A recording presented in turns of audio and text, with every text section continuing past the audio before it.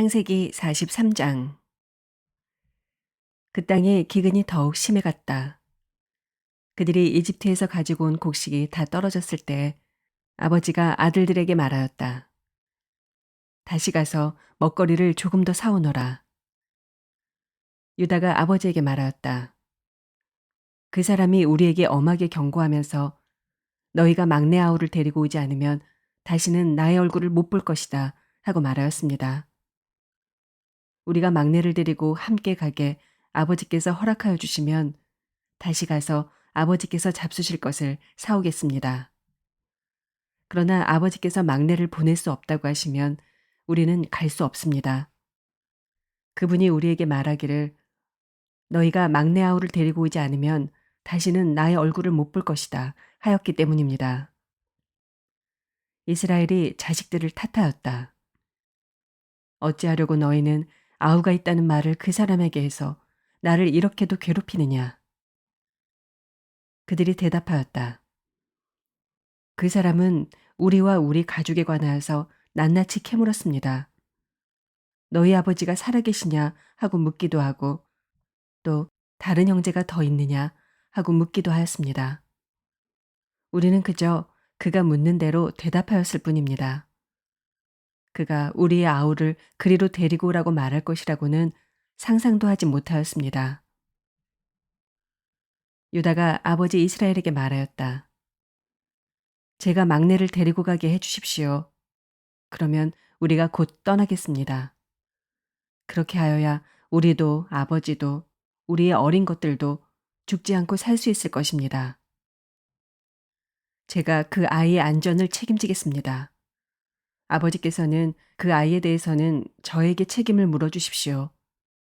제가 그 아이를 아버지께로 다시 데리고 와서 아버지 앞에 세우지 못한다면 그 죄를 제가 평생 달게 받겠습니다. 우리가 이렇게 머뭇거리고 있지 않았으면 벌써 2번도 더 다녀왔을 것입니다. 아버지 이스라엘이 아들들에게 말하였다. 꼭 그렇게 해야만 한다면 이렇게 하도록 하여라. 이 땅에서 나는 것 가운데 가장 좋은 토산물을 너희 그릇에 담아 가지고 가서 그 사람에게 선물로 드리도록 하여라. 유향과 꿀을 얼마쯤 담고 향품과 모략과 유향나무 열매와 감복숭아를 담아라. 돈도 2배를 가지고 가거라. 너희 자루 아귀에 담겨 돌아온 돈은 되돌려 주어야 한다. 아마도 그것은 실수였을 것이다. 너희 아우를 데리고 어서 그 사람에게로 가거라. 너희들이 그 사람 앞에 설 때 전능하신 하나님이 그 사람을 감동시키셔서 너희에게 자비를 베풀게 해주시기를 빌 뿐이다. 그가 거기에 남아있는 아이와 베냐민도 너희와 함께 돌려보내준다면 더 바랄 것이 없겠다.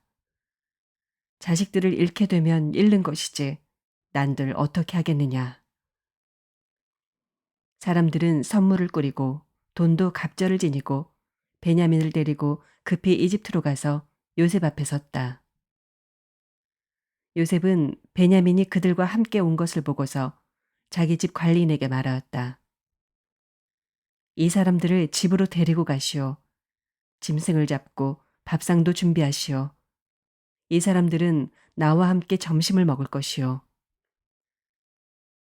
요셉이 말한 대로 관리인이 그 사람들을 요셉의 집으로 안내하였다. 그 사람들은 요셉의 집으로 안내를 받아 들어가면서 겁이 났다. 그들은 지난번에 여기에 왔을 적에 우리가 낸 돈이 알지도 못하는 사이에 우리의 자루 속에 담겨서 되돌아왔는데 그 돈 때문에 우리가 이리로 끌려온다. 그 일로 그가 우리에게 달려들어서 우리의 나귀를 빼앗고 우리를 노예로 삼으려는 것이 틀림없다. 하고 걱정하였다. 그래서 그들은 요셉의 집 문 앞에 이르렀을 때 요셉의 집 관리인에게 가서 물었다. 우리는 지난번에 여기에서 곡식을 사간 일이 있습니다. 하룻밤 묵어갈 곳에 이르러서 자루를 풀다가 우리가 치른 돈이 액수 그대로 우리 각자의 자루 아귀 안에 고스란히 들어있는 것을 보았습니다. 그래서 우리가 그것을 다시 가지고 왔습니다. 또 우리는 곡식을 살 돈도 따로 더 가지고 왔습니다. 우리는 누가 그 돈을 우리의 자루 속에 넣었는지 모릅니다. 그 관리인이 말하였다. 그동안 별거 없으셨습니까? 걱정하지 마십시오. 댁들을 돌보시는 하나님, 댁들의 조상을 돌보신 그 하나님이 그 자루에 보물을 넣어 주신 것입니다. 나는 댁들이 낸 돈을 받았습니다. 이렇게 말하면서 관리인은 시므온을 그들에게로 데리고 왔다. 관리인은 그 사람들을 요셉의 집 안으로 안내하고서 발 씻을 물도 주고 그들이 끌고 온 나귀에게도 먹이를 주었다. 그들은 거기에서 점심을 먹게 된다는 말을 들었으므로 정오에 올 요셉을 기다리면서 장만해온 선물을 정돈하고 있었다. 요셉이 집으로 오니 그들은 집 안으로 가지고 들어온 선물을 요셉 앞에 내놓고 땅에 엎드려 절을 하였다. 요셉은 그들의 안부를 묻고 난 다음에 전에 그대들이 나에게 말한 그 연세 많으신 아버지도 안녕하시오. 그분이 아직도 살아계시오. 하고 물었다. 그들은 총리 어른의 종인 소인들의 아버지는 지금도 살아있고 평안합니다. 하고 대답하면서 몸을 굽혀서 절을 하였다. 요셉이 둘러보다가 자기의 친어머니의 아들, 친동생 베냐민을 보면서 이 아이가 지난번에 그대들이 나에게 말한 바로 그 막내 아우요? 하고 물었다. 그러면서 그는 귀엽구나.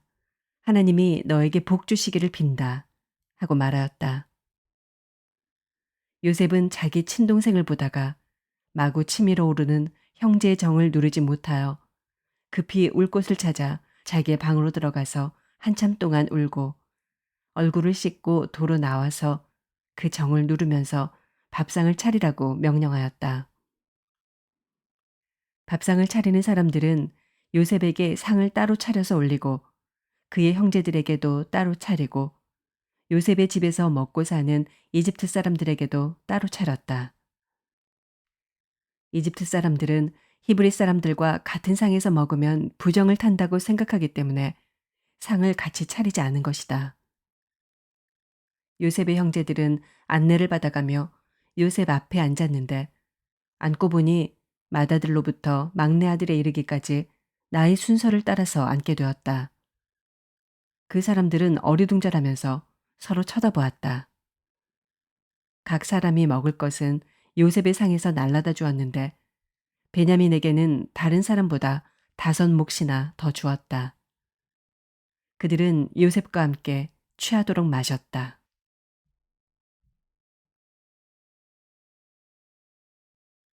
마가복음 13장. 예수께서 성전을 떠나가실 때 제자들 가운데서 한 사람이 예수께 말하였다. 선생님 보십시오. 얼마나 굉장한 돌입니까? 얼마나 굉장한 건물들입니까? 예수께서 그에게 말씀하셨다. 너는 이 큰 건물들을 보고 있느냐? 여기에 돌 하나도 돌 위에 남지 않고 다 무너질 것이다. 예수께서 올리브산에서 성전을 마주보고 앉아 계실 때 베드로와 야고보와 요한과 안드레가 따로 예수께 물었다. 우리에게 말씀해 주십시오. 이런 일이 언제 일어나겠습니까? 또 이런 일들이 이루어지려고 할 때에는 무슨 징조가 있겠습니까? 예수께서 그들에게 말씀하셨다. 누구에게도 속지 않도록 조심하여라. 많은 사람이 내 이름으로 와서는 내가 그리스도다 하면서 많은 사람을 속일 것이다. 또 너희는 여기저기에서 전쟁이 일어난 소식과 전쟁이 일어날 것이라는 소문을 듣게 되어도 놀라지 말아라. 이런 일이 반드시 일어나야 한다. 그러나 아직 끝은 아니다. 민족과 민족이 맞서 일어나고 나라와 나라가 맞서 일어날 것이며 지진이 곳곳에서 일어나고 기근이 될 것이다. 이런 일들은 진통의 시작이다. 너희는 스스로 조심하여라.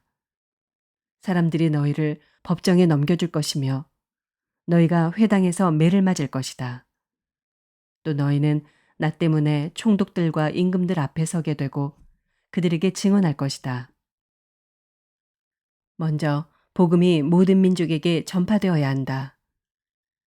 사람들이 너희를 끌고 가서 넘겨줄 때 너희는 무슨 말을 할까 하고 미리 걱정하지 말아라.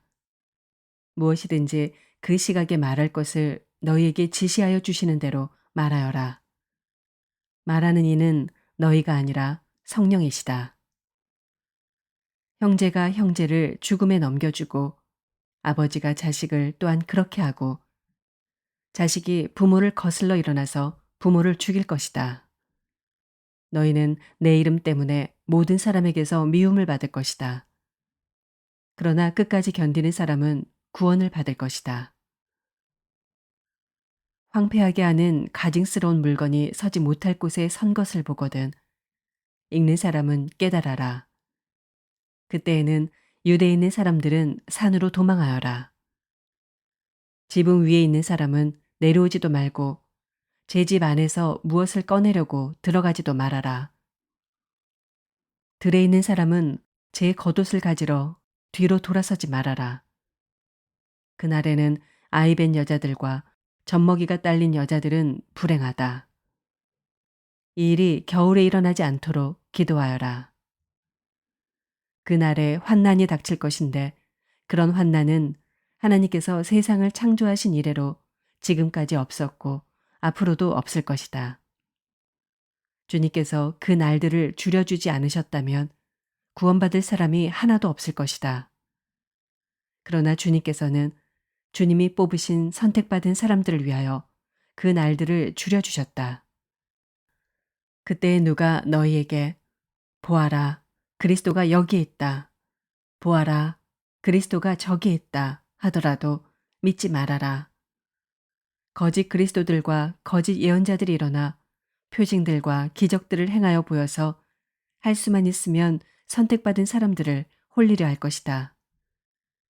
그러므로 너희는 조심하여라. 내가 이 모든 일을 너희에게 미리 말하여 둔다. 그러나 그 환난이 지난 뒤에 그 날에는 해가 어두워지고 달이 빛을 내지 않고 별들이 하늘에서 떨어지고 하늘의 세력들이 흔들릴 것이다. 그때 사람들이 인자가 큰 권능과 영광에 쌓여 구름을 타고 오는 것을 볼 것이다. 그때 그는 천사들을 보내어 땅 끝에서 하늘 끝까지 사방에서 선택된 사람들을 모을 것이다. 무화과 나무에서 비유를 배워라. 그 가지가 연해지고 잎이 돋으면 너희는 여름이 가까이 온 줄을 안다. 이와 같이 너희도 이런 일들이 일어나는 것을 보거든 인자가 문 앞에 가까이 온 줄을 알아라. 내가 진정으로 너희에게 말한다. 이 세대가 끝나기 전에 이 모든 일이 다 일어날 것이다. 하늘과 땅은 없어질지라도 나의 말은 절대로 없어지지 않을 것이다. 그러나 그 날과 그 때는 아무도 모른다. 하늘의 천사들도 모르고 아들도 모르고 오직 아버지만 아신다. 조심하고 깨어 있어라. 그때가 언제인지를 너희가 모르기 때문이다.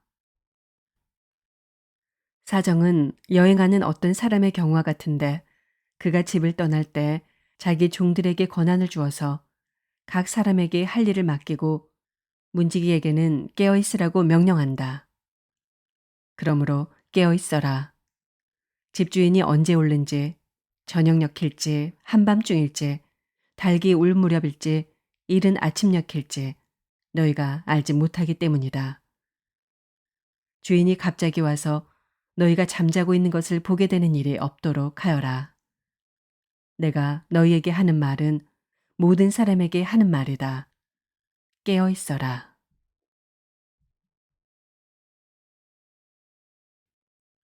욥기 9장.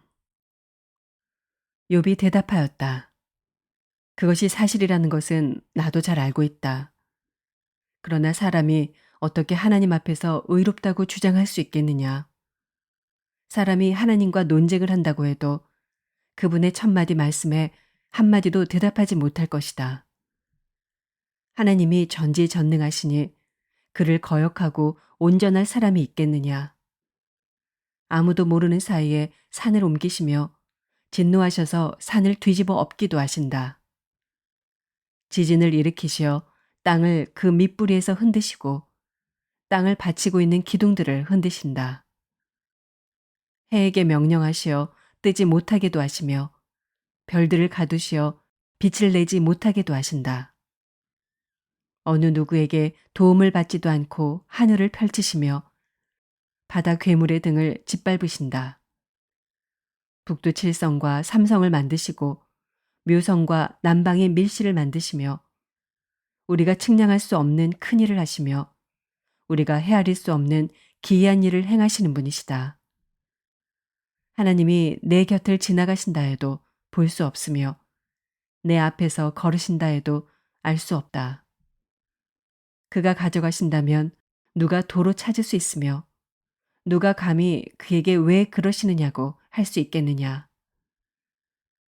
하나님이 진노를 풀지 아니하시면 라합을 돕는 무리도 무릎을 꿇는데 내가 어찌 감히 그분에게 한마디라도 대답할 수 있겠으며 내가 무슨 말로 말대꾸를 할 수 있겠느냐.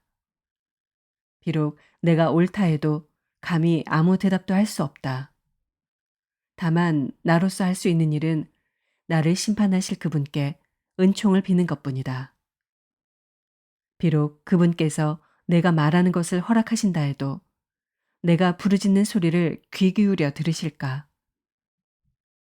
그분께서 머리털 한 오라기만한 하찮은 일로도 나를 이렇게 짓눌러 부수시고 나도 모를 이유로 나에게 많은 상처를 입히시는데 숨 돌릴 틈도 주시지 않고 쓰라림만 안겨주시는데 그분께서 내 간구를 들어주실까?